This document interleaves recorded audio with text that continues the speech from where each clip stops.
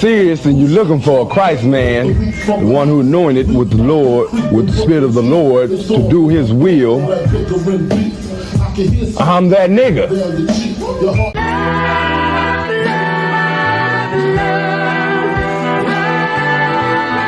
One West, 125th Street. Look, y'all put your faith in presidents like they gon' change this country. Run the league and let y'all play cause y'all gon' make a money. Fuck Obama, he ain't come here on cargo. Yahanna don't like no soldiers. With the Spirit of the Lord, we don't like no soldiers. You understand me? Like a saint, black, Hispanic, native, they hate your ass the same. Hate Christ in their image, hate you as a slave. God ain't all love, scriptures say he hate African soft niggas, they know we not the same. School to prison pipeline to get you off the streets. Put you in the cell, toilet connected to the sink. Molested as a kid, she prostituted as a teen. The byproduct of Martin Luther King dreams. They just took the yoke off, my nigga, we ain't free.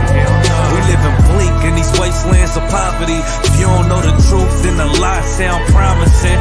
Prophecy, gift and the curse. Dylan started killing, they was sitting in church. Black folk forgave him, man, this shit is absurd. You should never love your enemy, that shit ain't gon' work. Yeah, fuck dying on your knees, you better die in glory. Man, I joined the I.S.U.P.K, taught me the art of warring. I took a nigga life like mine to be recognized. I feel that pain every day, it can't be reconciled. Pops banging, my sister a prostitute. My brother got life, and somehow I still found the truth. War ready, no cowards, no excuse. Fuck reparations, you can't bandage no open wounds. Blood on the leaves, body swing hung from a noose. I was on a run in Nashville and I found the truth. I called the school, classes being held by the shock on my life. I want to be a gangster like a cop. Do this for my brothers, real brotherhood. Everything we do, we got it out this book. My nigga, I can never be no African. I.S.U.P.K the only authorized acronym. I'm passionate about my brothers and sisters. We in hell, I ain't got nothing against them. That's another religion. If it ain't under Yahanna, ain't he murdered by them and got a hug from Yahanna? That's the way out for a coward in my observation. They don't fear the Lord, they indoctrinated. Wolves in sheep clothing, Joe Osteen. Real priests bringing back black royalty. One West on my headpiece, rank and order. Can't let them trick me off the streets, I gotta raise my daughter. I got brothers at the border ducking ICE agents. I got the name change, it was life changing. My family thought it was a game, put on all black, they said I was going through a phase. It's more of us in jail than it was slaves. Aquí somos la Escuela Israelita del Conocimiento Práctico Universal. Hoy estamos aquí. Lord Commander General Yahanna, I.S.U.P.K.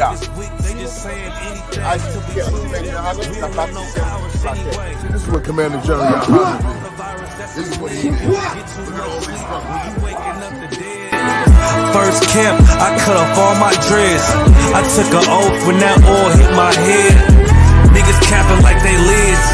I'm a priest, I never stick no fork in no pig. I was dead till I found out how to live. This brotherhood taught me how to be a man. I came back to my roots, I had to dig. A couple gaps I had to bridge. I got a rib, I'm married to this work. You wanna serve the Lord, he ain't in the Christian church. I had to dig. A couple gaps I had to bridge. That's right. You wanna serve the Lord, he ain't in the Christian church.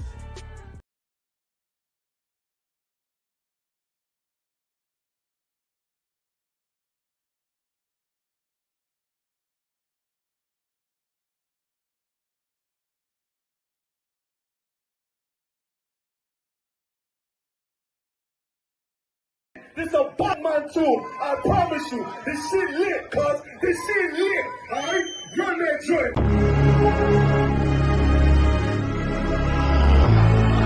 Niggas looking for the light. Me and my niggas prepared for the dog. Yeah. So we gon' get it on for the last days, nigga. You already know what it is. 140 for the rubber.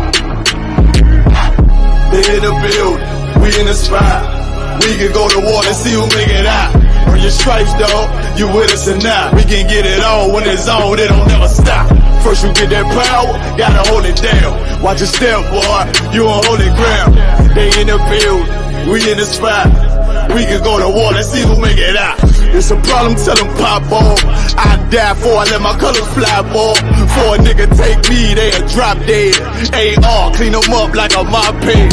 Say he cool, he bad, he really so tough. They like, damn, look what he did, it really go rough. Little bitch think she Kiki Palmer, silly hoe. She know I'm that bull, but I ain't from Philly though. From the city where they sing about that ribbon like petty poops. Know them niggas plotting, gotta deal with me. Can't catch me slipping, got to steal with me. Just left Alabama, bought a chopper from some hillbilly move. He made my life feel the blade. Leave them all bruised, come through like a plague. Rebel off the leash like a dog out the cage. Call me Johnny Blaze on One West May. Watch your step get stretched like a limousine. So my brother bring that blade back wet. That's my enemy. A little nigga, this that cold, need to talk. Niggas know I got blood in my cup. I just sip it like it's grenadine. They in the building, we in the spot. We can go to war, let's see who make it out. Earn your stripes, dog, you with us or not. We can get it on when it's on, it don't never stop. First you get that power, gotta hold it down. Watch your step, boy, you on holy ground. They in the build, we in the spot. We can go to war, let's see who make it out. Tell them niggas good night, here come the bitch. Look, told them niggas get right or get left. U.P.K, bad man, I pin to your flesh. Hellboy, rip the soul out of dead man shit. Got the rate, the power, I been the showstopper. Yeah, they might hate, but I know they gon' watch. Zone on lock, and you know the flow prop. Iced out, got the drip out of David Jones lock. Know I got the plan, they say that you the man. No shit, Sherlock, I'm the one you heard by. Burn down the building, let them all watch. Throw that One West up, then I swerve. Sick with this shit, I do not need a detox. He don't watch a step, blow him out them Reeboks. We taking over, I'm sending the word out. Can't see me, little nigga, I put you in a bird box. Look, it's One West practical, gladiator, maximal. Creep on them slow, but that Glock fire rapido. All I want is more power, more straps to blow. Ain't got excuse for no car, he gon' have to go. They in the building, we in the spot. We can go to war, let's see who make it out. Earn your stripes, dog, you with us or not. We can get it on when it's on, it don't never stop. First you get that power, gotta hold it down. Watch your step, boy, you on holy ground. They in the build, we in the spot. We can go to war, let's see who make it out.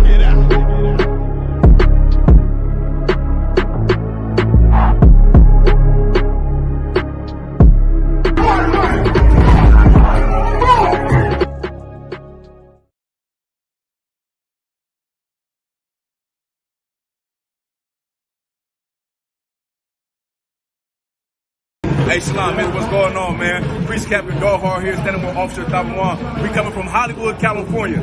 Just off the BBC interview, letting everybody know that the I.S.U.P.K is going to take over, man. But check it out, this is what I want you to do, right?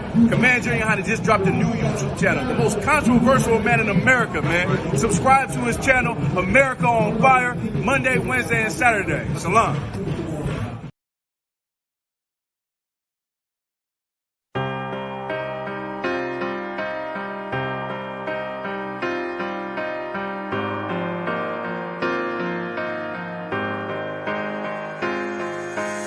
See, I was born to be a soldier.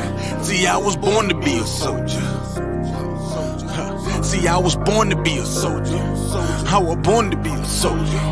Hey, hey. See, I was born to be a soldier. I was born to be a soldier.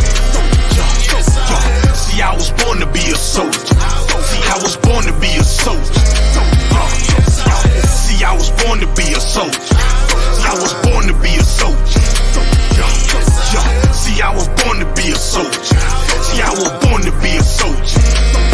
Left, right, left. I can tell you what it feels like when them problems kicking in. I call it real life. Now I'm feeling trapped. Who can I trust? Second guessing everything. Who can I love?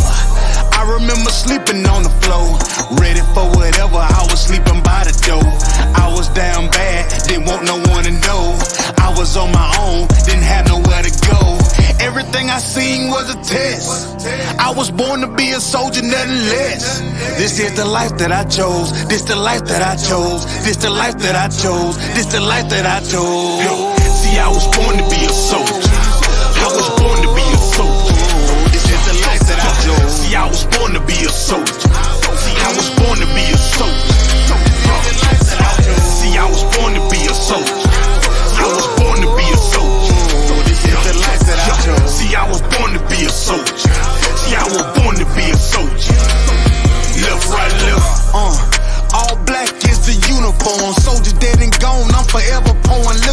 uniform. Try me on my brothers, and I'll be moving bodies for 'em. Came up out the struggle and maintained through the storm. Niggas dying for dead presidents, fucking up their residence. White man dirty tricks, they call this shit politics. Vagabonds, and they some natural born lunatics. That what they is. They shut you down when you speaking truth. It black boots when you in the truth. It black boots when you in the truth. This is the life that I chose, nigga. See, I was born to be a soldier. I was born to be a soldier. See, I was born to be a soldier. See, I was born to be a soldier. See, I was born to be a soldier. I was born to be a soldier. See, I was born to be a soldier. See, I was born to be a soldier. Left, right, left.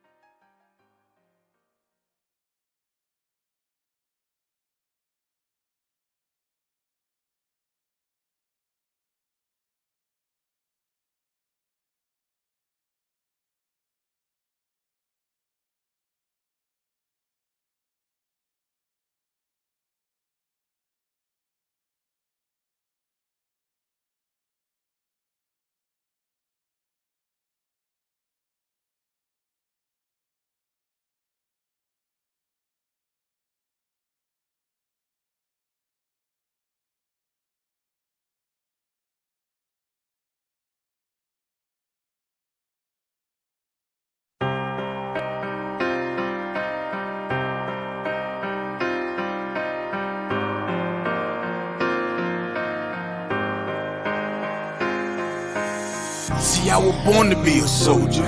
See, I was born to be a soldier. See, I was born to be a soldier. I was born to be a soldier. Hey, hey. See, I was born to be a soldier. I was born to be a soldier. See, I was born to be a soldier. See, I was born to be a soldier. See, I was born to be a soldier. See, I was born to be a soldier. See, I was born to be a soldier. See, I was born to be a soldier. Left, right, left. I can tell you what it feels like when them problems kicking in. I call it real life. Now I'm feeling trapped. Who can I trust? Second guessing everything. Who can I love?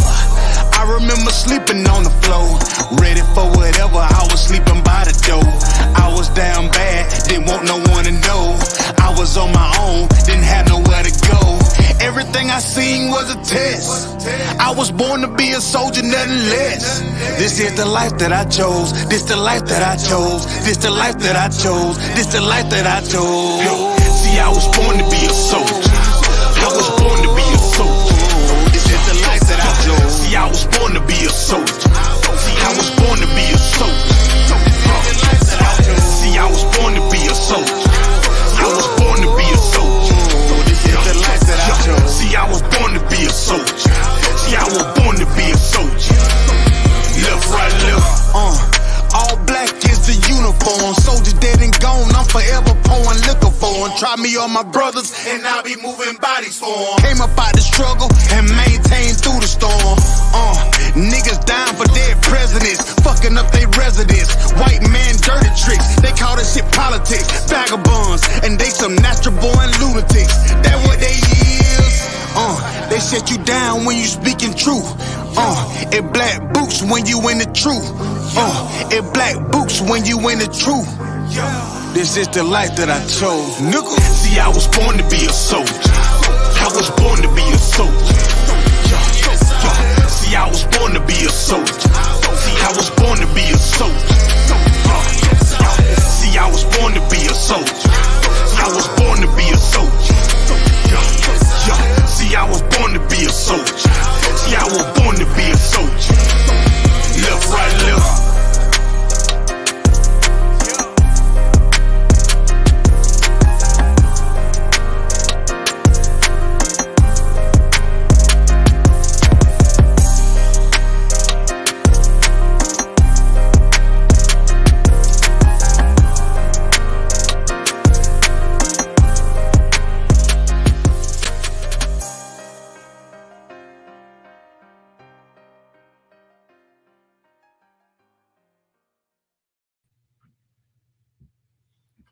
All right, let's clap it up.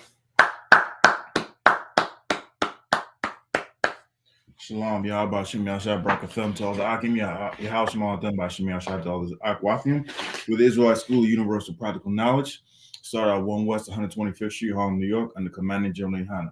Since 1969, we've been teaching the truth of the Bible, and the truth is that the so-called Blacks, Hispanics, and Native American Indians are the true Jews, and that the oppressor is the colonizer is a devil that the Bible speaks of. I'm tuning in with Trooper Mathiel. We rocking it out just tonight, right? Select it. You can go ahead and unmute yourself, Mathiel. Hey, Shalom, Yahweh Shabbat, sir. Most High in Christ, Yahweh Shabbat. Select it. Let me just turn this up a little bit. I can hear you a little more clearly. Tonight we're gonna get into the lies behind, Martin Luther King's wet dream. That's really what it was. It was a wet dream, and it led all Black, Hispanic, and Native American Indian people into what he calls a burning house. Now we all know about the I Have a Dream. We all know about how the way he we all know how the way he led a ton of Black people to get their head bust. Across that bridge. He led a ton of Black people up here in DC for a march on equal rights, when really that march was geared towards jobs, getting more jobs and better pay for the jobs that we do to build this stinking kingdom up. Right? He hijacked that movement in order to further his dream. His wet dream. That's really what it was, and we're going to get some proof. What I'm telling you tonight has nothing to do with how the way I feel, but this is facts. We were better off without Martin Luther King's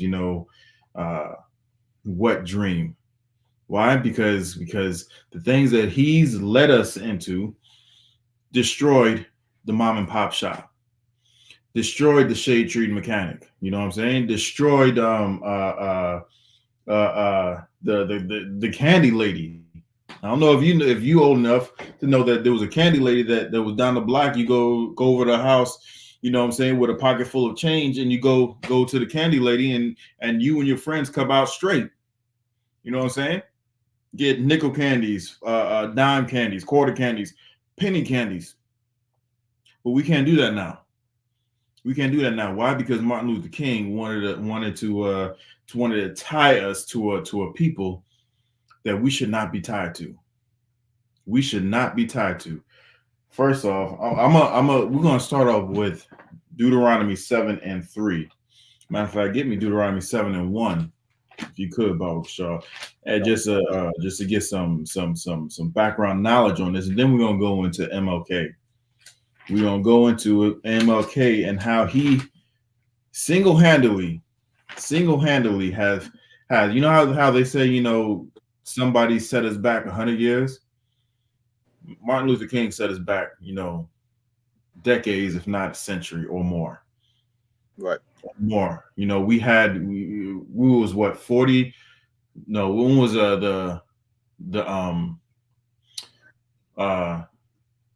Black Wall Street? That was in the 20s, right? Come. So when was slavery? It was 40, 50, 60 years later, we had our own towns, plural. We had doctors where they would come and visit you. You know what I'm saying? We had dentists where they come and visit you. We had lawyers. We had pilots. When flight was in its infancy, we had pilots, and we had an airstrip in our own cities. You know what I'm saying? And because of Martin Luther, part of Martin Luther King's what dream, that was a pre-catalyst to have us destroyed. That showed you that we did not need the oppressor in order to survive. In order not just to survive, because everything that I've just named, that wasn't survival. That was thriving. When we had all that stuff, rest of America was going through a Great Depression. You know what I'm saying? They was jumping off of bridges. There was unaliving themselves. Why? Because the stock market crashed and they didn't know how to be poor. They didn't know how to make, squeeze blood from a rock like we've been forced to do since we came over here. So instead of picking themselves up by the bootstrap, what did they do? They first took things from us. That's the first thing that they did. When they couldn't take anything more from us because they took it because they've taken everything, then they went off themselves. They red rummed themselves. And Martin Luther King wanted to tie us to a people like that. If anybody has any questions, comments, or concerns, go ahead, type it in the chat. We're gonna see it. And we're gonna get to it as well. Right? Read Salakia. I'm gonna get there with you, Salakia. Read Deuteronomy, what I say, 7 and 1. Come. Go ahead. Come. This is the book of Deuteronomy, chapter 7, verse 1. When the Lord thy God shall bring thee into the land, whether thou goest to possess it. To what? To possess it. Uh-huh. And have cast out many nations before thee. The Hittites. All right, so right here he's saying, when he brings us to a land that we're going to go into possess it, right? This is a land that the Native Americans, so-called Native Americans, the Reubenites, the so-called Mexicans, all the so-called, not the so-called, Colombians and Puerto Ricans, they was over here. They came over here, they possessed it, right? No one was over here. They came over here, claimed that the Lord gave it to them, right? But there was other nations that came over here, right? So other nations that came over here and poisoned the land, just like he is poisoning the land right now. Keep reading. Come. The Hittites and the Gershonites and the Amorites and the Canaanites and the Perizzites and the Hevitites and the Jebusites, 7 nations greater and mightier than thou. Okay, so there was 7-1 at that time when Moses was speaking to the children of Israel. We went to a land and there were 7 nations that was greater than us, right? So the Most High has given us instructions on order how to deal with these people that were greater than us, right? And when I say greater than us, it was just in military might. It wasn't in knowledge. It wasn't in style. It wasn't in style. It wasn't in cooking. It wasn't in strength, brute strength. It wasn't in knowledge. But they had the military might. You know what I'm saying? They controlled the land that we were going into. So in order for us to deal with them, the Lord has given us some instructions, right? And these are the instructions. Keep reading. Come. Verse 2. And when the Lord thy God shall deliver them before thee, thou shalt smite them. So at that time, in order for us to subdue these people, because if anybody gets above us, they're going to use our smarts, they're going to use our style, they're going to use our swag and whatnot. They're going to use our resources to better themselves and put us up under a rock. You don't believe me? Just look at America right now. You know what I'm saying? You don't believe me? Just look at where go and ask a Native American Indian. If you're in America, there should be no reason why you can't find a Native American. But we can't find a Native American like that. You want to know why we can't find a Native American Indian like that? Because they have them locked up on reservations. They have them locked up on reservations. I can go to Germany right now and find a German person and talk to them and ask them about their history. Why do I have to go? And I can just go anywhere within Germany and I can do that. If I go to Russia, I can find a Russian and talk to them about their history, whether it be the capital, whether it be, the 3rd largest city, whether it be the smallest town, smallest village in the smallest town, I can find a Russian. It wouldn't be a problem. Why is there a problem when you go to the nation's capital, you can't find a Native American Indian? Why is it that in order to find, what if I go to the most populated places like New York, you know what I'm saying, Chicago or LA, Houston, why can't I find Native Americans? Or if you do find Native Americans, they don't even know that they're Native Americans. Why is that? You want to know why is that? Because we dealt with a people that are not really a people. How in the world can you just go into somebody's place and just subjugate them so thoroughly and utterly, complete, and destroy them so completely that in order for you to see somebody, something like that, a person, when I say a people, you have to go through you have to go to watch a documentary. You have to go to the museum to learn about the people. Why is that? You want to know why is that? Because these people are not a people. The Lord knew this, so he gave us instructions on how to deal with them. Right? So he's saying once we go in there, he is going to deliver these people into our hands. And then he gave us more instructions on how to deal with them once he delivered them into our hands. What did he tell us to do? Khan, thou shalt smite them. Thou shalt what? Smite them. What does smite mean? Unalive. Yeah, put them in the dirt. The Lord had to order us to do that. Why? Because, we the people that be like, all right, they had enough. They had enough. We can stop doing whatever XYZ. They had enough. When they don't have none of that when it comes to us. None of these nations have that when it comes to us.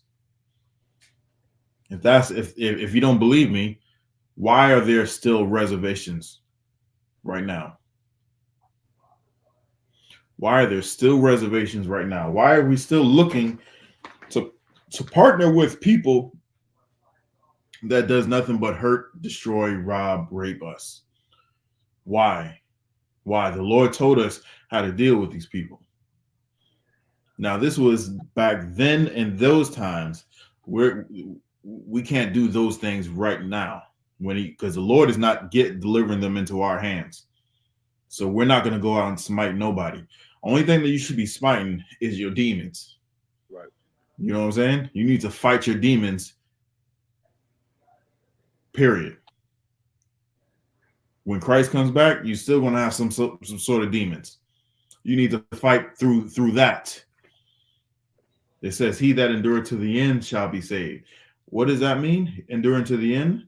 That doesn't mean when Christ comes back. Because when Christ comes back, if you're still here, that's not your end. Right. You have to keep going. Your end is when you're no longer breathing. When your heart stops beating.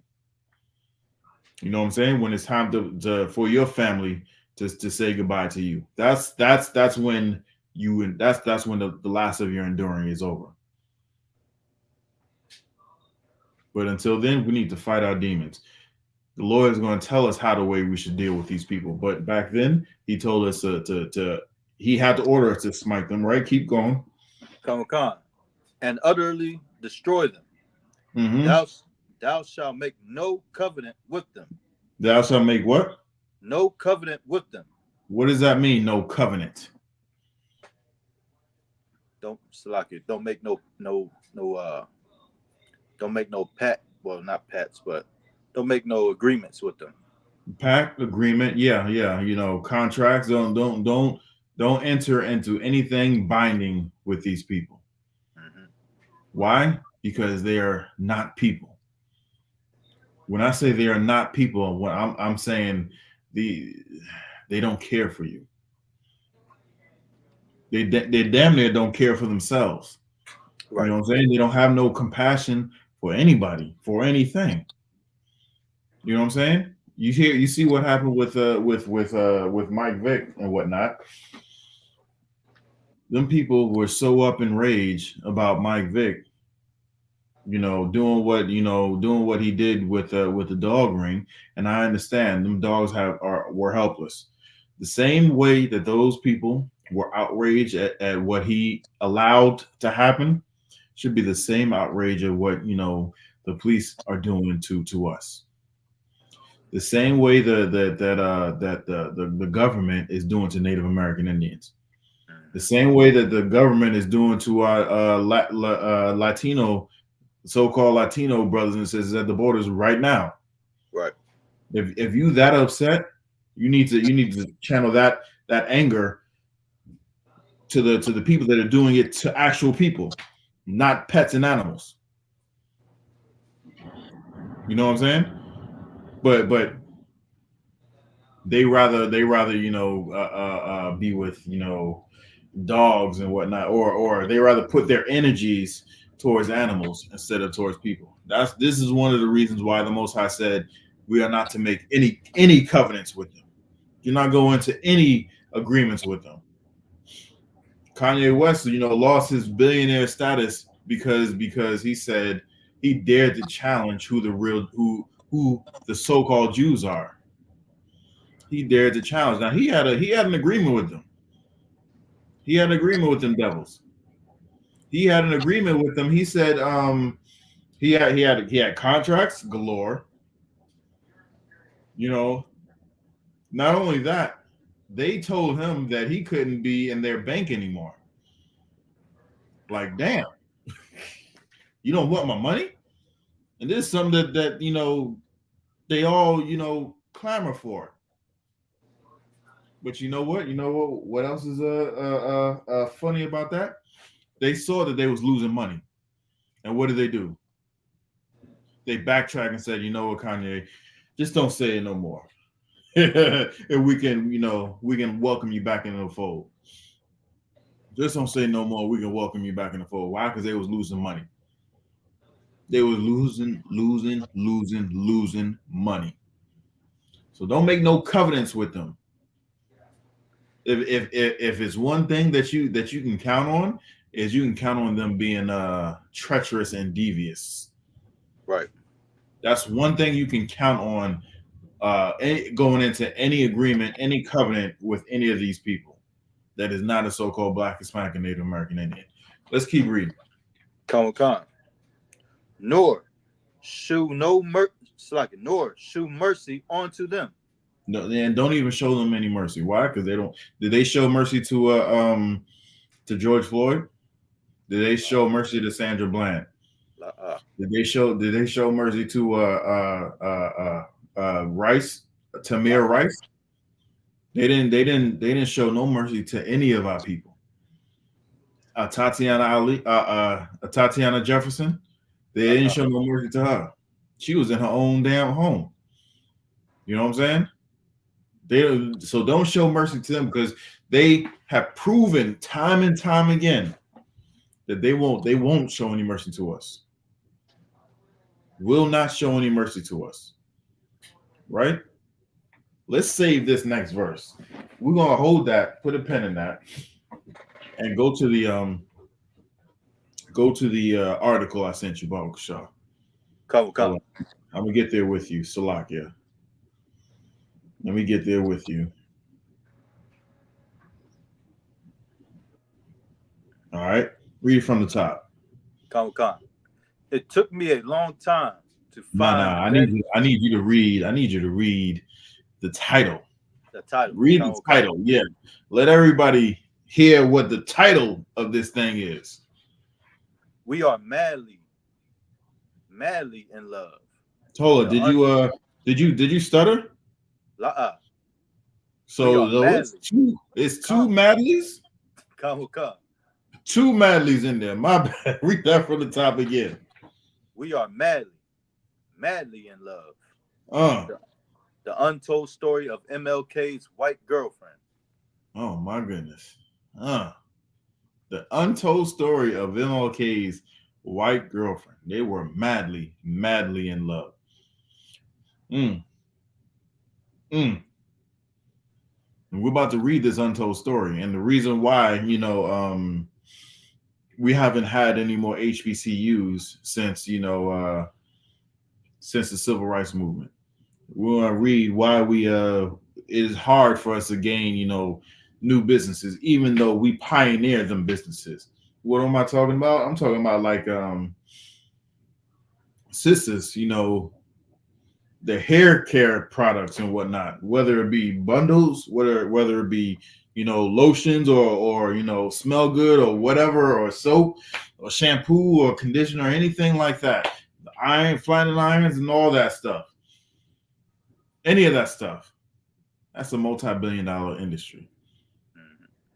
How come we not, you know, how come there's not an Oprah of them hair care products? You know what I'm saying? How come there's not an Oprah? When we're the ones who are making it, you know, what it is. You want to know why? Because them Moabites and the Mammonites have a stranglehold on it, and you know why they have a stranglehold on it? Because the U.S. government allowed them to have a stranglehold on it, keeping us out. You want to know why they're keeping us out? Because you have Martin Luther King to thank for that. Right. You have MLK to thank for that. Why? Because he was madly in love. Them not my words. We're gonna get into who said that, but let's keep reading. Come. It took me a long time to find Betty Moitz.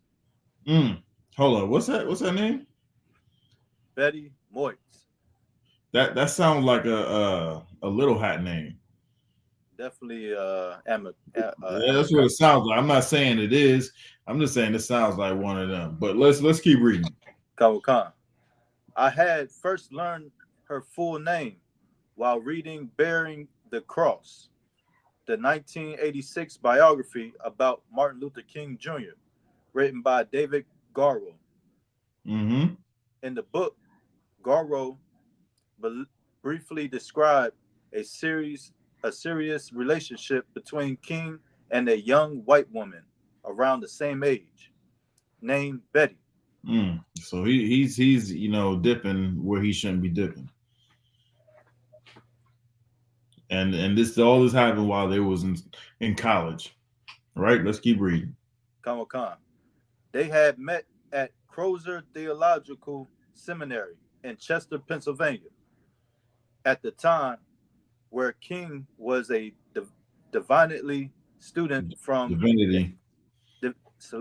divinely student from the age of 19 until 22, when he graduated in May 1951. All right, so when he went to school, and he's from Atlanta, he's from the South, you know, he went to school up north. That's the only time he was able to get with you know, a devil. And that was the only time he was able to get with a devil and not be, you know, brought out, you know, out back and put on a tree that same night. How do I know this? Because you look at Emmett Till. What year was Emmett Till? And do you know offhand? I can tell you right now.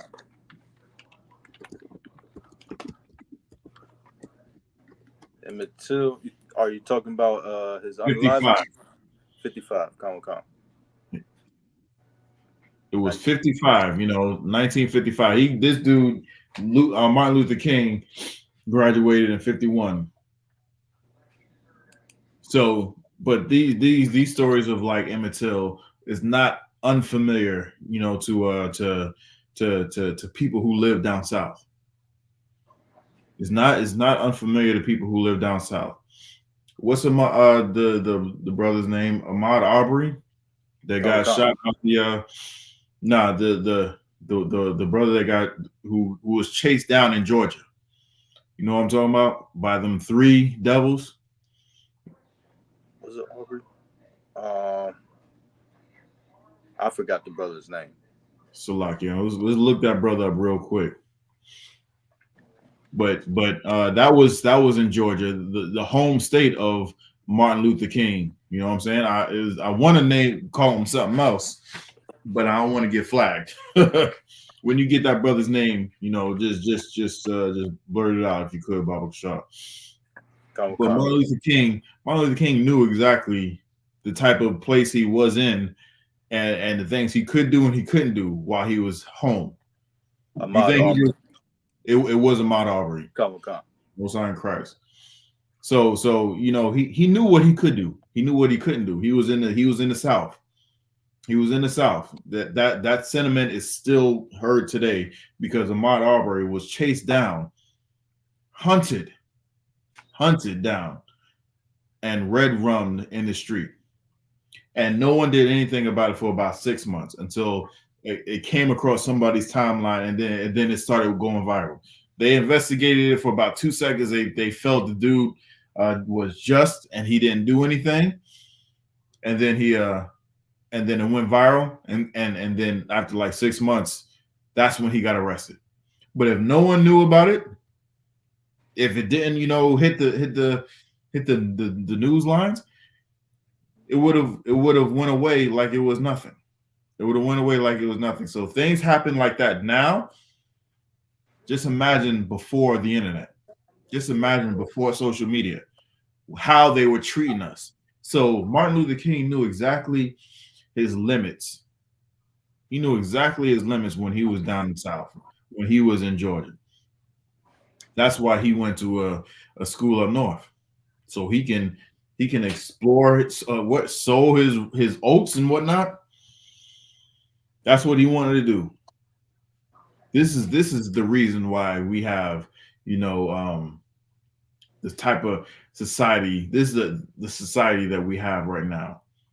Because the Most High God, if he was going to school as, you know, a divinity student, just like the way they said, and he was actually reading the Bible, studying the Bible, he would have, you know, learned that early on. Do not make covenants, any covenants with these people. None whatsoever. Let's keep reading. Come. And bearing the cross, Garo quoted a close friend and mentor of King's at the time, Reverend Pierce J. Barber, who said the relationship had left King as a, quote, man with a broken heart. He never recovered. He never recovered.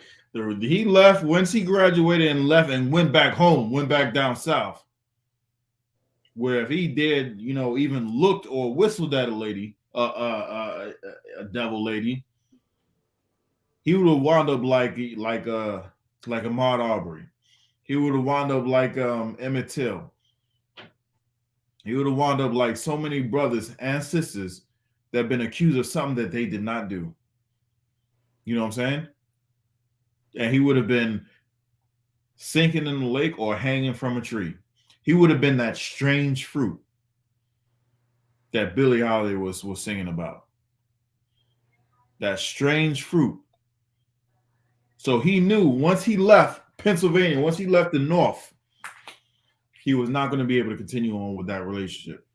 And he was what? Read that last part again. He was left. Khan. A man with a broken heart. A man with a broken heart. He never recovered. He never recovered. He never recovered. Give me something. How about okay? So there's a famous weightlifter, famous bodybuilder. His name was Ronnie Coleman. You know who I'm talking about? Khan. He's he. If you look at him, he was like. He tied like the most consecutive Mr. Olympians, you know, in the history of the sport. When I want to say it was like 8 times in a row. He did it 8 times in a row. Right, ROI. Yeah, that's what I'm getting to. Yeah, did like 8 times in a row. He was a massive being. You know what I'm saying? He was at the top of his game. He was the best. No one, when he was at the height of his, you know, career, no one was touching him. No one was touching him. There was a video while he was doing the height of his career. There was a video of him squatting. It was a ton of weight. It was, you know, it wasn't even a competition. It was just him in the gym, him and some of his boys in the gym training. Just and he squat. It was something like a record. I want to say it was like 800 pounds or something like that, probably more. right? And years later, if you see this dude shrunk, just like our Wad just said. This dude shrunk down to nothing. I can't say nothing. He just shrunk down to he's like a shell of himself. You ever seen like when Men in Black, they that thing opens up and then like a little alien pops out? The body opens up. He shrunk like that. He was just so small compared to what he was at his height, right?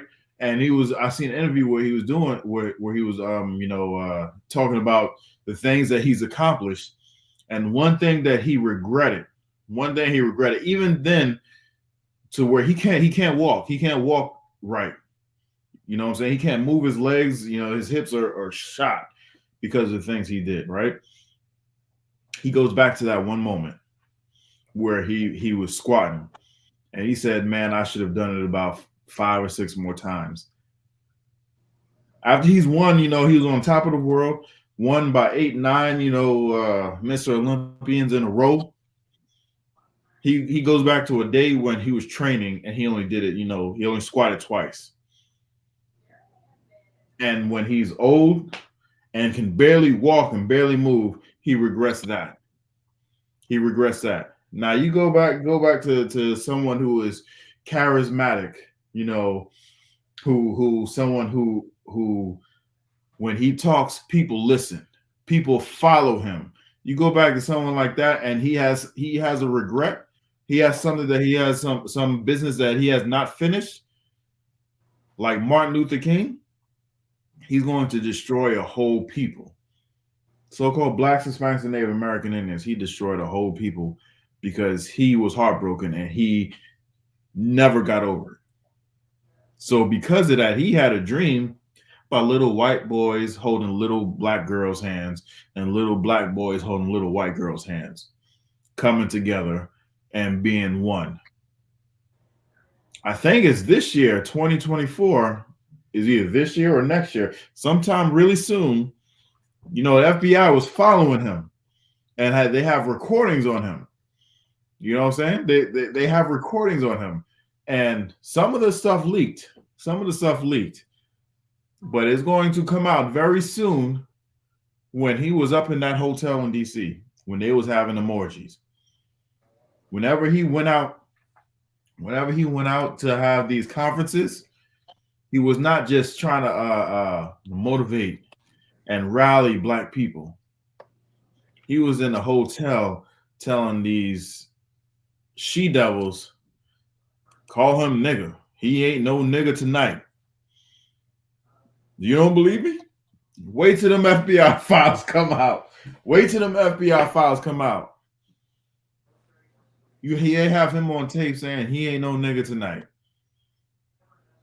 There's a movie on Netflix with Bayard Rustin. He was the head of this movement, civil rights movement, and he belonged to the community. I don't even want to watch it because they just push an agenda. That's all. They just push an agenda. I know what it's about. You know what I'm saying? I can go back and look at the records and the history without having Hollywood tell me a watered down version of what really happened and pushing an agenda. What really happened was Martin Luther King was heartbroken, and he didn't know a way to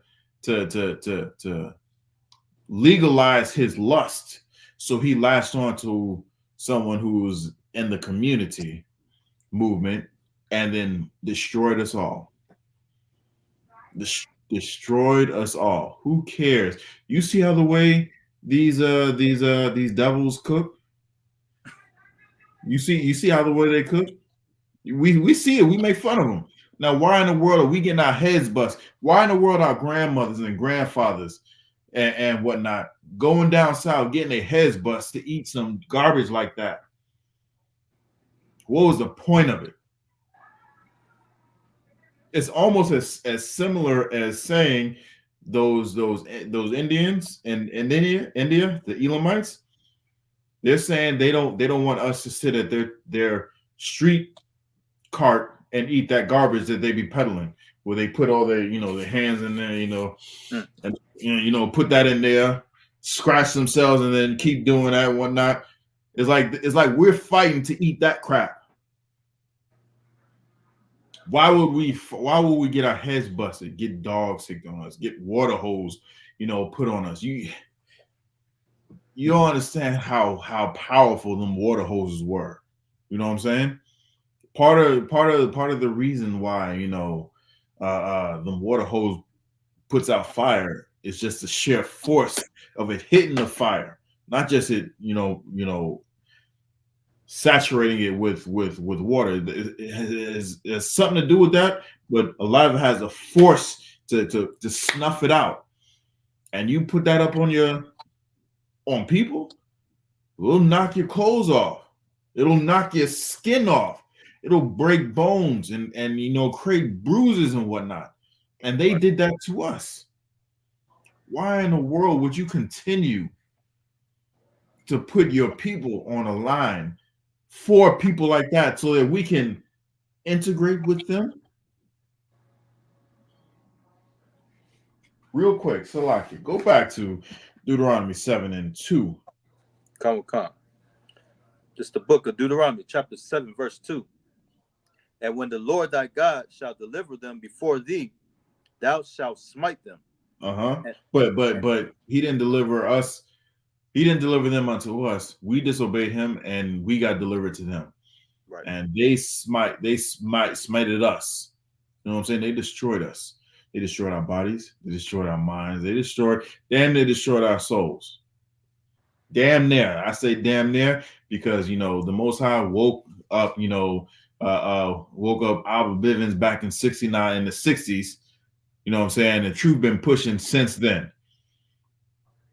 So it hasn't totally destroyed our spirits, but most of our people, our spirits are destroyed. That's why we go to the needle. That's why we go to the bottle.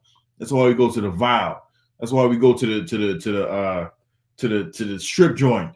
You know what I'm saying? Any of these vices, just so that we can forget the traumas that have been put on us.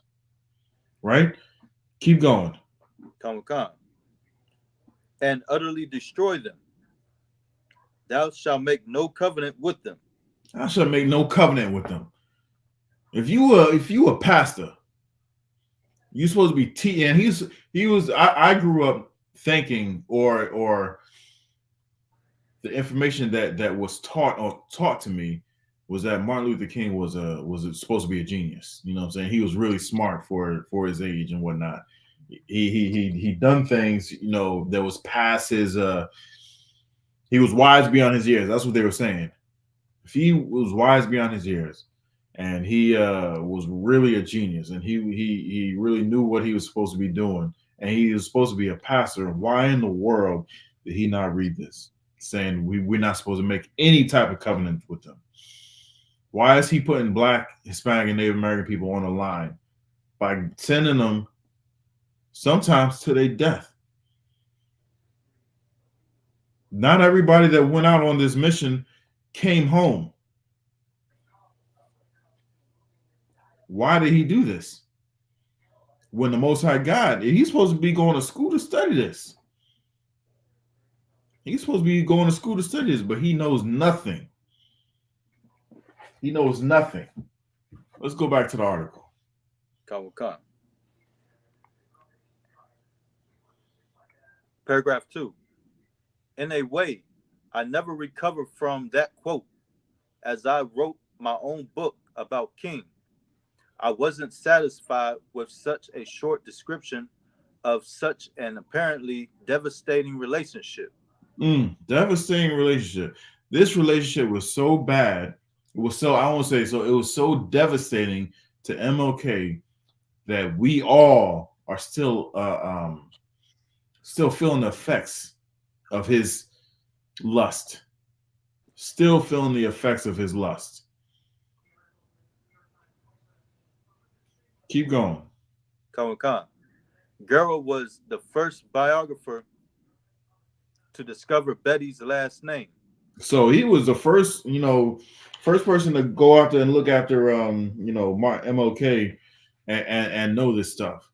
Now, I'm not going to say,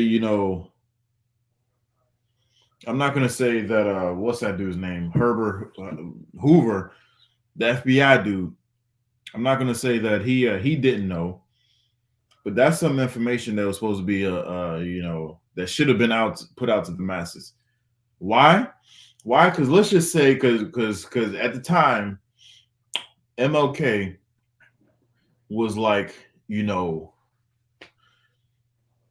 was like the good version of, I ain't gonna say good version, was like the wholesome version of Umar Johnson. You know what I'm saying? If you think Umar Johnson, you think pro-black, right? And he was the wholesome, quote unquote wholesome. I don't believe he was wholesome at all, but the world believes he was a wholesome pro-black person. Now, if Herbert Hoover, who had resources that can bug rooms and tap cell phones and whatnot, did not know this, I believe he knew, but if he did not know this, why wouldn't he put this out? You know what I'm saying? If people want to destroy Umar Johnson, and he was dealing with Betty, you know what I'm saying? We got Shapat on subject. We got to stay focused. Got to stay focused, right? Right. If he wasn't focused and it came out that he was messing with Betty, don't you think people would put that out so they can stop his message? Why he ain't put that stuff out? Why he ain't put that stuff out? I'm pretty sure people would have been looking at him like, especially back then, because we knew who the devil was. Right now, we kind of forgot. Right now, we just think, the devil is just someone who's against us, not necessarily a whole race of people. That's not true. The whole race of people hates us. How do I know this? Just look at society today. Just look at society today. How the way they treat our people, how the way they treat other people. They treat other people very differently than the way they treat us. Very differently. That's right. If they believe in the the idea, the ideology that all people are created equal, why did George Floyd get murdered in front of in a crowd on camera? Why is that? Why did Tamir Rice get shot down not even 2 seconds before when the car pulled up? Cop car pulled up. It's supposed to be equal, right? But that's not true. We shouldn't make any covenants with them. We shouldn't make any covenants with them. Why? Because they'll look us in the face and say, hey, if you don't vote for me, you're not black. At the same time, telling you some nonsense to your face, going around your back, stabbing you in the back, doing things to keep you in a position where you're subservient, where we are subservient. I understand why we bled, we fought, we sacrificed for the opportunity to vote, and now we're still in the same position, probably even worse. I would argue we're worse because at least back then, I know that if I get into an altercation, that at least I have some sort of backup. If there's some black people around. There's this video. There's a video of these two brothers in a fast food joint. I don't know if you've seen this, but they're in a fast food joint and they in an altercation. They're fighting. A blow has been thrown, one or two or whatever, and then an oppressor comes in and tries to break it up. And when he breaks it up, he strangles, chokes one of the dudes, right? Chokes one of the dudes. You seen what I'm talking about?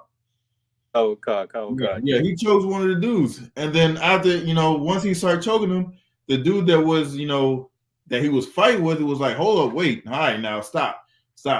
You shouldn't be doing that. That's too much. Let go. So he's trying to break it up. Now he's trying to break it up. And once he actually did break it up, now the dude's going after him. You know what I'm saying? And now the dude's going after him. No matter what the differences we had, it ain't gonna be nothing compared to the what this devil is about to do to him. Now we need to come together and destroy this devil. All right. Well, hold on 1 second. It says Kiro 76 says black people believe God allowed all of us all of this as if it was according to his will. This has only happened due to our disobedience. They are confused.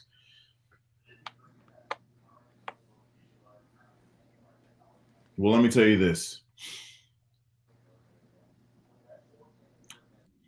Let me tell you this with a scripture real quick. So you're saying black people believes that all of this has happened, according to God's will.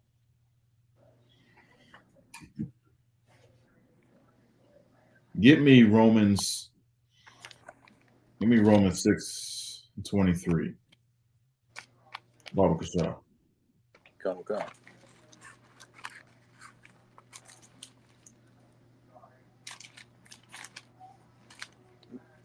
I'm gonna get you another verse as well.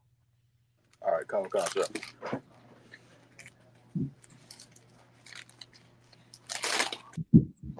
It's the book of Romans, chapter 6, verse 23. For the wages of sin is death. For the what? For the what? wages of sin is death. So the wages means the wages means something that you earned.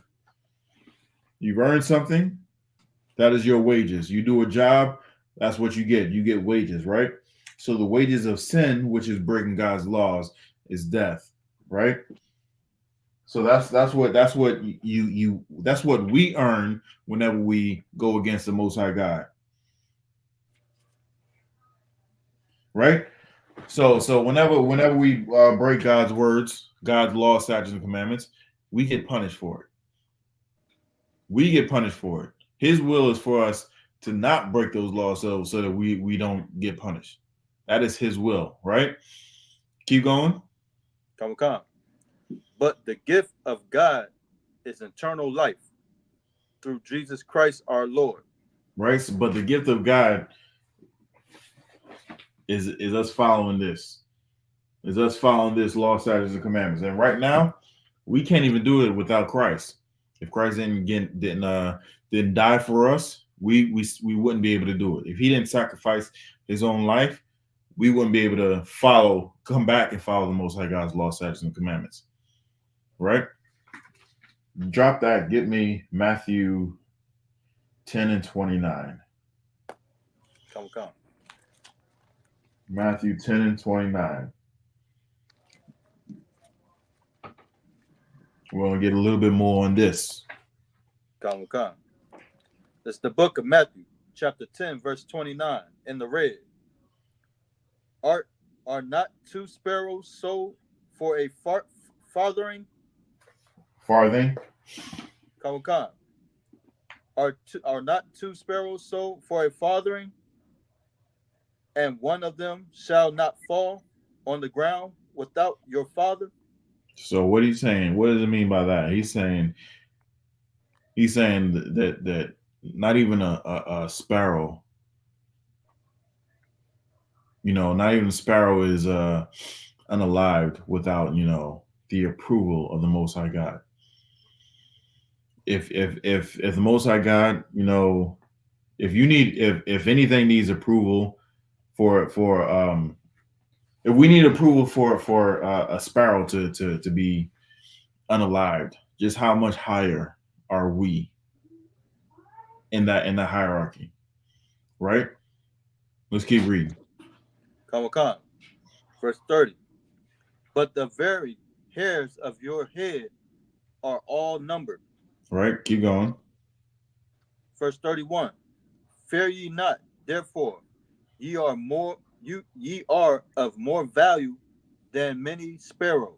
So he's saying, just like I said, now if there needs to be approval for sparrows to die, we are far more valuable than sparrows. Far more valuable than sparrows. So if we are going that way, of the dodo bird, if we are going that way, it's because the Most High God wanted it to be. As harsh as that may sound, it's the truth. It's the truth.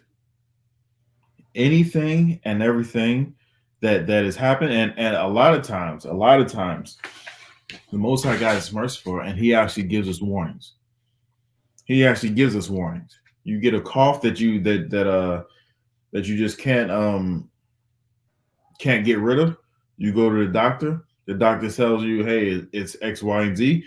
These are the options. You can either do chemo, you can either do surgery, or you can do a combination of the two. And you keep doing the things that got you there, none of that's going to work. That's a wake-up call. That's a wake-up call. How about you out here selling drugs? And you out here selling drugs, and some of your friends, you always hanging with your friends and whatnot, that's also selling drugs, and someone circles a block and lights a block up. One or two of your boys got, but you got away. That's a warning. Someone else, may have had that warning before. May have had that warning before, but it was their time. Why? Because they did not change their ways. Our water says Isaiah 13 and 12. Let's get that real quick. Isaiah 13 and 12. The Most High God warns us before he authorizes the death. He warns us. It's our job to see the things that we're getting warned for, and actually heed to the warning.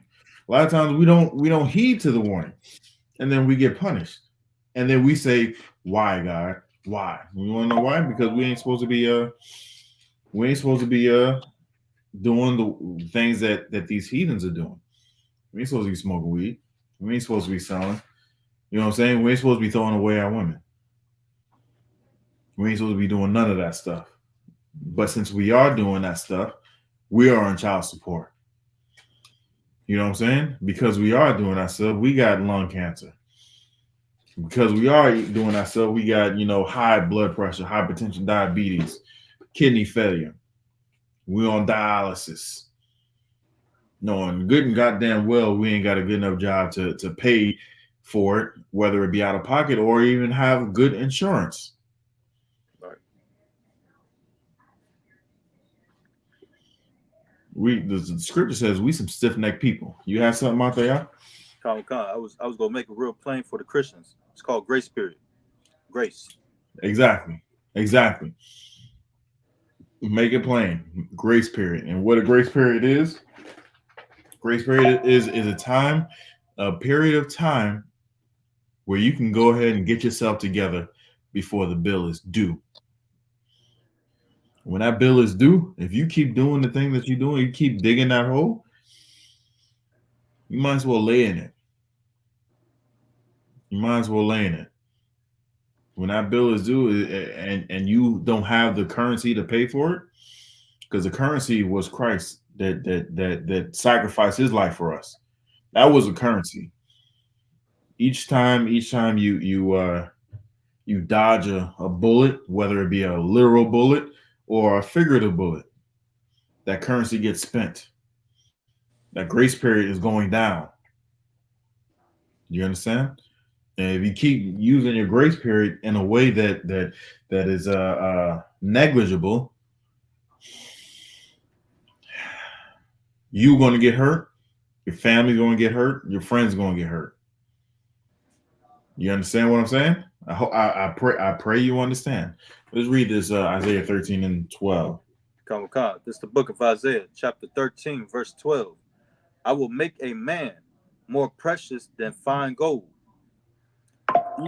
even a man than the gold wedge of Ophir. Exactly. He's saying he's gonna make a man more precious than gold. More precious than gold. He's gonna make a man. And that's how we that's how we treat ourselves. We got grills with diamonds and gold and jewels and all types of stuff in our mouth. You know what I'm saying? In our mouth is. You know what I'm saying? We put the gold in the headband and the wrists and the rings and whatnot. The Most High said He's going to make us more precious than that. Right now, the agenda of media is saying that we ain't nothing, we ain't squat. Black men and black women ain't nothing, and damn the children. They just take our kids up out of the houses and give them to people who shouldn't have kids. What am I talking about? I'm talking about the community.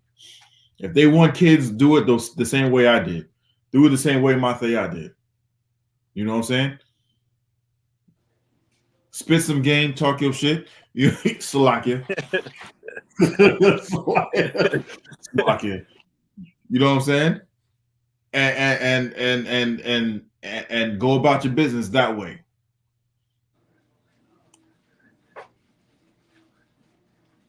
Exactly, Shapat. Exactly, Shapat. Right? So I hope that clears up what you were saying up earlier. Let's go back to the article if we could, Baba Kishar.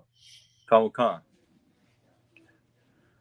Girl was the first biographer to discover Betty's last name, and fortunately for me, buried it in a heavyweight endnote at the back of the book.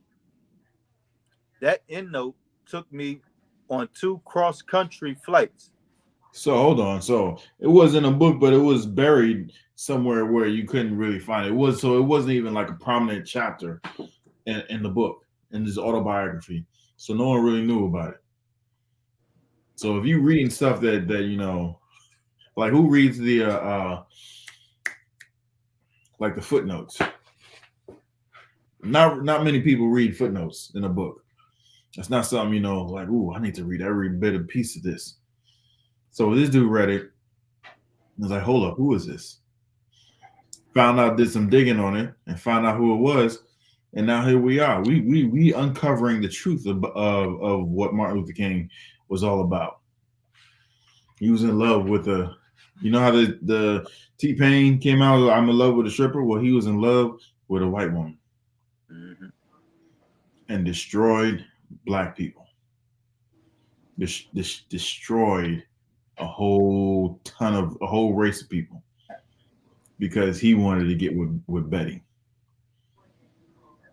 Right? Let's keep reading. Khan. Spurred dozens of calls to wrong numbers and knocked on countless doors of people I thought might have known Betty. They didn't, but I left my business card anyway, and eventually one of those people found someone who might know Betty, and that person sent me an address, to which I sent a letter.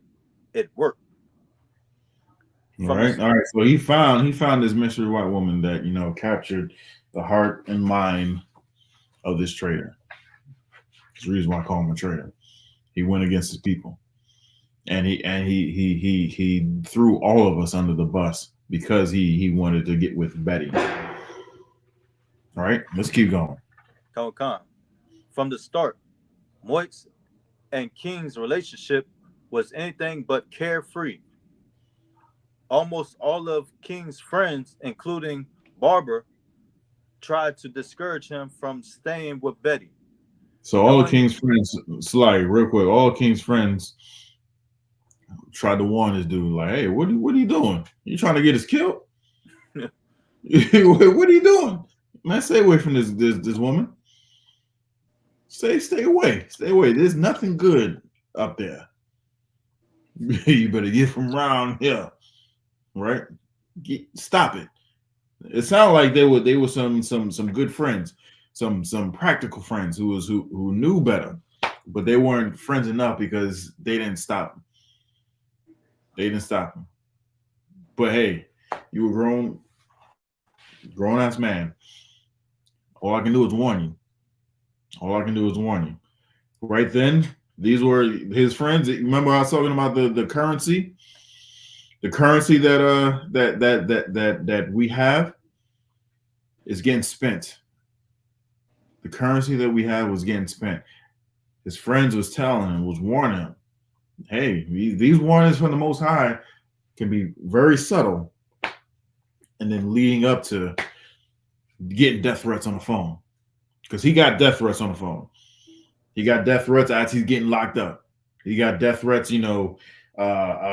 people just straight up coming to him and talking to him, hey, keep doing this, we're gonna get you. He had some threats, but he didn't care. He wanted to, if he couldn't have it, he was doing it for somebody else in the future, well, him in the future. He was doing it for his kids in the future. Someone else who had to share the same lust in the future.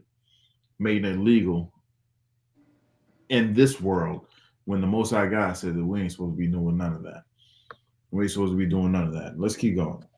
Come. Knowing what an interracial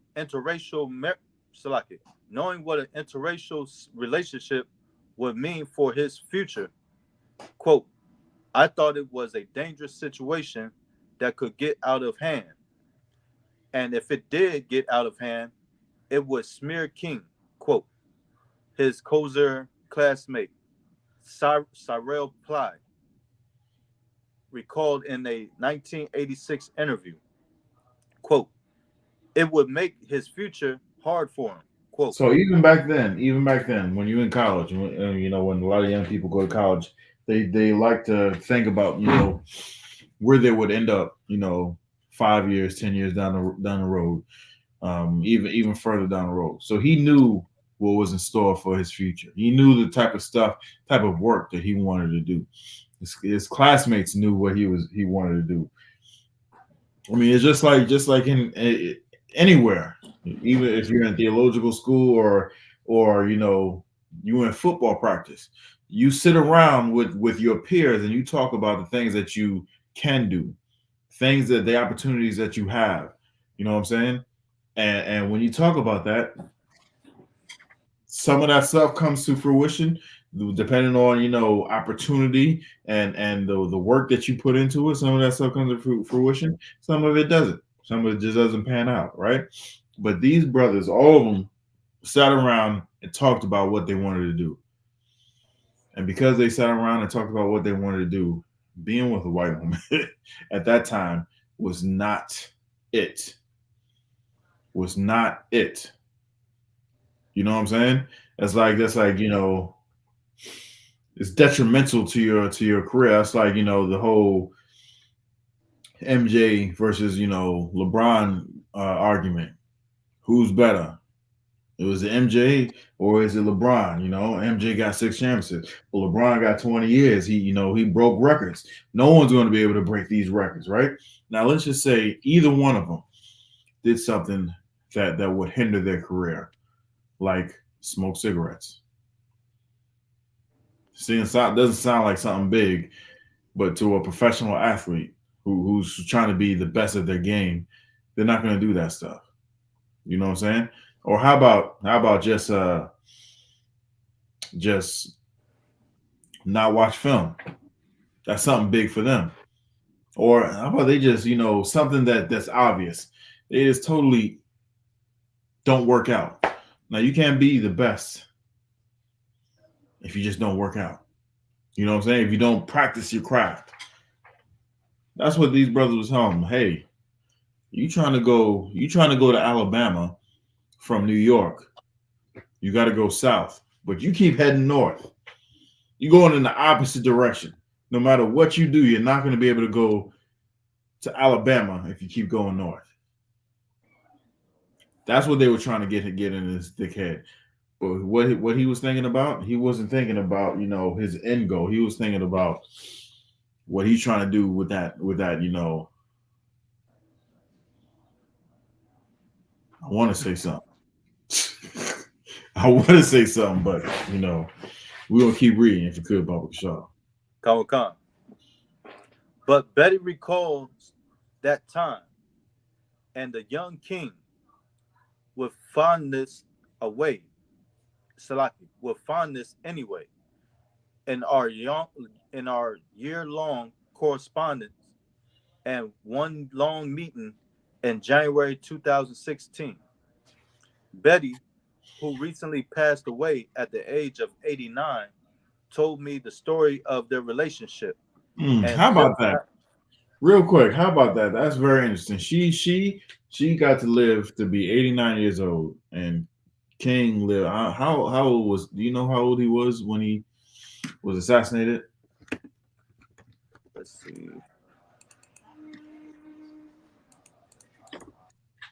39. He was 39 years old when he got hit.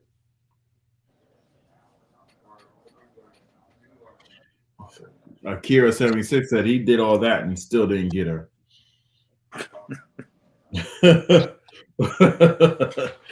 Like, what was the purpose of us getting beat in the head for? So we can eat some unseasoned chicken? Really? Yeah. So we can eat raisins in a potato salad? Like, come on. So for what? So we can walk in the front door of an establishment that hates us? Why would you walk in the front door of an establishment that hates you and eat their food? You know what I'm saying? They bring you out some food and then just stare at you while you about to eat it. Nah, Slim, I don't want it now. I don't want it. I don't want it at all. That troglodyte. I'll watch it, man. Yeah. You got a way with words. Exactly, that troglodyte. But I'm going to Slovakia.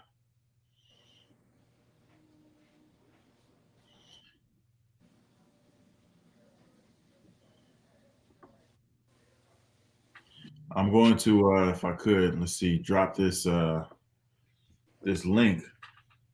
I'm going to drop.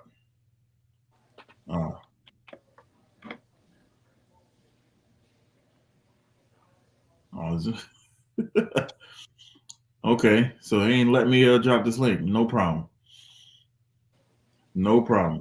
But I was going to try and link this article in there, but so that you guys can actually go and check it out for yourselves. But it's not allowing me to. No problem. We're going to finish as much as this as we could. Drop down to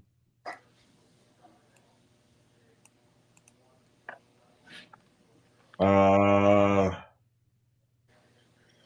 is important to note that in 1949,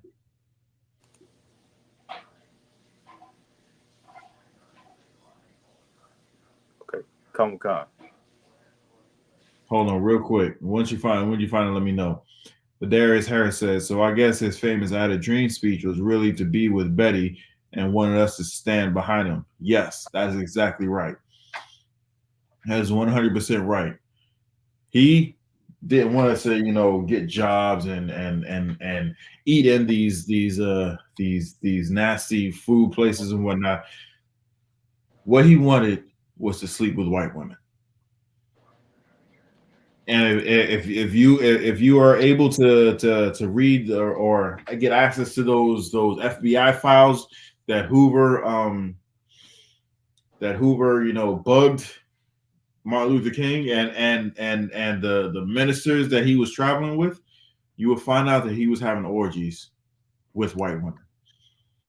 Right. Orgies, plural. It didn't just happen one time where they just got drunk and just got, out of hand, which I don't understand. I've been drunk and I don't get out of hand like that. I don't wind up at an orgy. I don't understand. Something like that, you have to like go out and seek.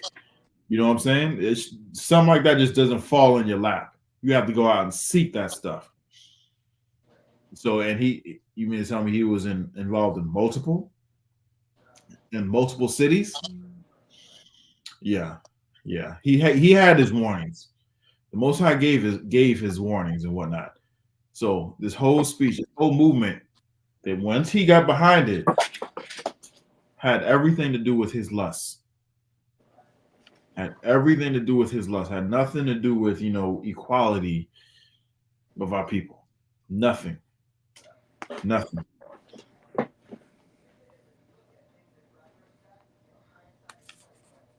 All right. So hold on one second. He said he never told us that because we wouldn't go that far. Go for it. Yes, he never told us he had a white woman because we wouldn't have gone there. We wouldn't have gone with him like that. Black people knew who our enemy was, and they knew if we try to get with his woman, which still is our enemy, they would destroy us totally and utterly. So he lied to black people. He lied to black people, and later on, he came out and said,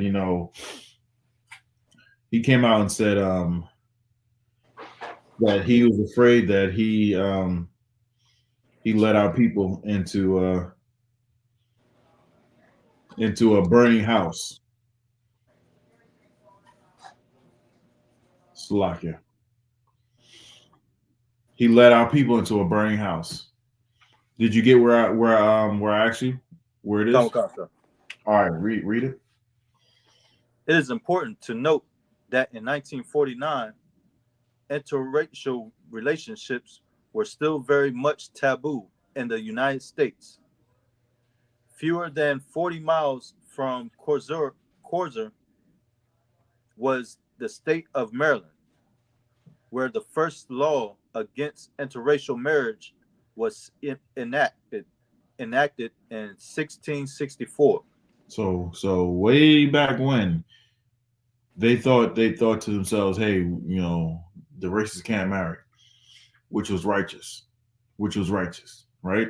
We shouldn't marry with their women and men, and they should marry with us.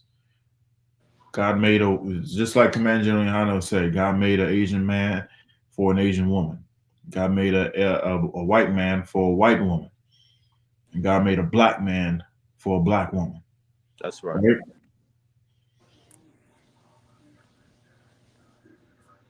Let's keep reading. Come. The state would keep similar laws on its books for more than 300 years. Even in 1958, a Gallup poll will report that an outstanding 94% of white Americans disapprove of interracial marriages. So, boom. They didn't want that.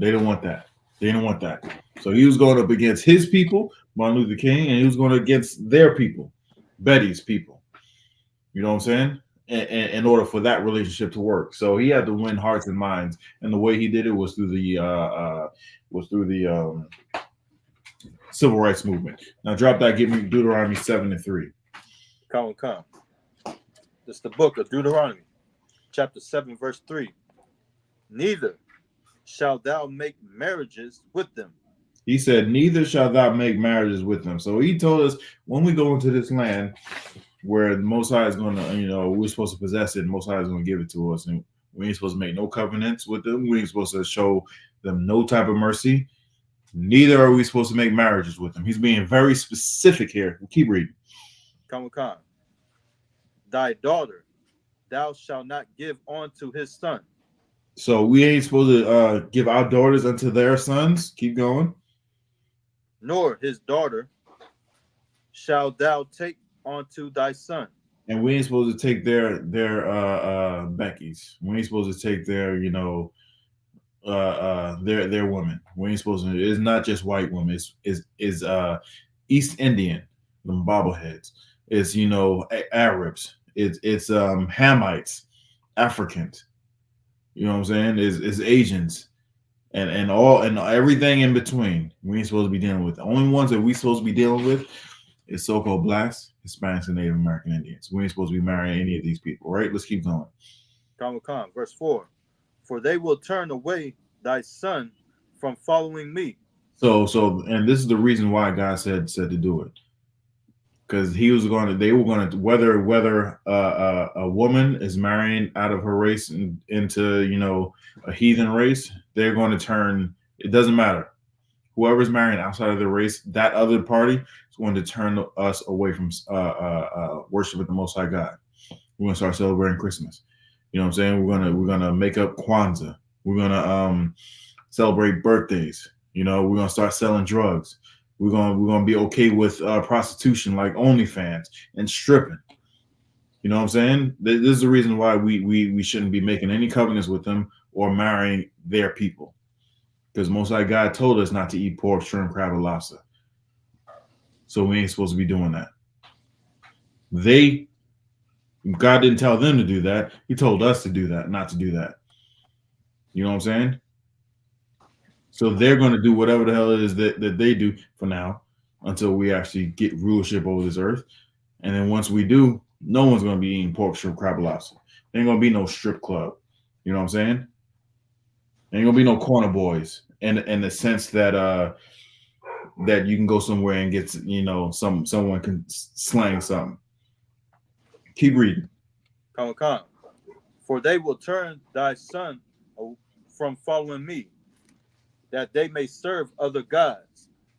So we're gonna be serving other gods, like, you know, Christianity. We're gonna be bow down to crosses, holding rosary beads and saying, you know, Hail Marys, you know, 5 times so that we can absolve our sins. You know what I'm saying? We're gonna be bowing down to a false, you know, land and worshiping a rock 5 times a day, so much so that we have a doggone dent, a mark in our heads. You know what I'm saying? We're going to be following Buddha and saying Nam Myoho Renge Kyo. All this is because we decided to marry somebody else. We're going to be following other gods. We're going to knot up our hair and twist it out and make it dead and turn it into dreadlocks. All this is serving other gods, and most of our guys said we ain't not to do that. And the easiest way to serve other gods is to marry somebody else. Keep reading. Is there any more? Come. So will the anger of the Lord be kindled against you and destroy thee suddenly. And destroy us suddenly. And destroy us suddenly. Suddenly. That means quick, fast, and in a hurry. Quick, fast, and in a hurry. You think you're doing something? No. You think you're getting put onto some sort of new knowledge and whatnot? No. The Most High God knows what we're doing and knows that we're capable of following Him and obeying Him. So when He tells us to do something and we don't do it, He'll just remove you from this space and get somebody else to do it. Right. He's done it before. He's going to do it again. So I would suggest we stop celebrating Martin Luther King. Why should we celebrate a traitor who put us in this position? Who put us in this position where we have to depend on them because we don't have any doctors for ourselves. Now we have to depend on them because we don't have any curriculum, for ourselves. School-wise, we don't have teachers like that. We don't have infrastructure like that. When before, during segregation, they wouldn't allow us to do anything, so we came together and did it ourselves. Now we have to be forced to be on with them. It's all because of MLK. It's all because of MLK, and because we decided not to follow the Most High God, we fell for this pimp in the pulpit, who all he wanted to do was have a white woman call him a nigga. He ain't a nigga tonight. Wait till them files come out. And when they come out, just know that I told you, right? And with that, I'm going to call the class. Tune in tonight to Commander General Yahanna's Black Watch. He'll be on at 9, starting at 9 and 11.